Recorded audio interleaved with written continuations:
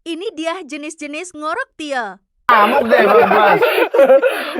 Enggak. Maksud kok ada orang tidur nyenyak begitu ya?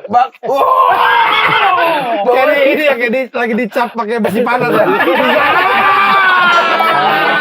Penyiksaan perang. Penyiksaan perang. Nah biasanya kalau orang ngorok kita geser palanya dikit, diem kan? Kali ini Nah ini cuma 2 detik doang.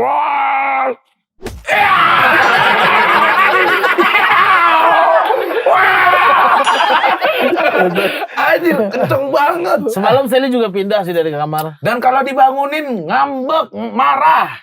Selalu Kan gitu. Orang tidur janganlah diganggu, Bang.